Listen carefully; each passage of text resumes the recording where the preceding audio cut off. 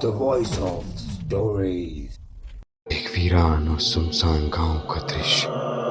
शाम का समय और तेज हवाएं चल रही हैं और इन हवाओं में एक अजीब सा डर है। ऐसा डर जो किसी के भी रोंगटे खड़े कर देगा। और कुछ ऐसा ही डर है कुलधरा गांव की हवाओं। राजस्थान की सुनहरी रेत के बीच बसा एक गांव जो सदियों से वीरान पड़ा है।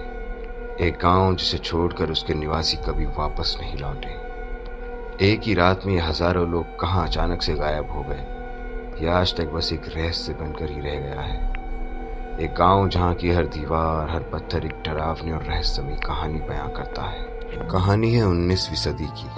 कुलधरा गांव एक समय समृद्ध पालीवाल ब्राह्मणों का गांव हुआ करता था। यहाँ के लोग खेती बाड़ी में माहिर थे और उनका गांव स्वच्छ, खुशहाल और बहुत खुशमिजाज था। यहाँ के लोग एक दूसरे से बहुत प्रेम करते थे, परंतु समय के साथ सब कुछ बदलने लगा। एक दिन जैसलमेर के शासक दीवान सालिम सिंह की नजर इस गांव पर पड़ी। सालिम सिंह एक अत्याचारी और लालची दीवान। एक दिन सालिम सिंह कुलधरा गांव का दौरा कर रहा था।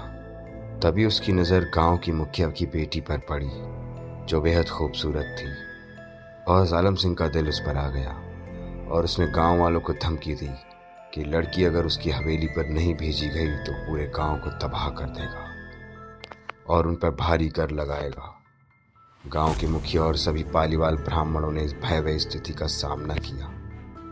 दीवान के अत्याचार से बचने और अपनी इज्जत की रक्षा करने के लिए उन्होंने एक कठोर निर्णय लिया।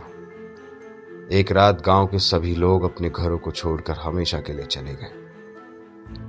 लेकिन यहां से शुरू होती है असली रहस्यमयी कहानी। कहा जाता है कि गांव वालों ने गांव छोड़ते समय इस स्थान को एक श्राप दिया। उन्होंने कहा इस गांव में अब कोई नहीं बस पाएगा और जो भी यहाँ रहेगा उसे भयानक परिणाम भुगतने होंगे।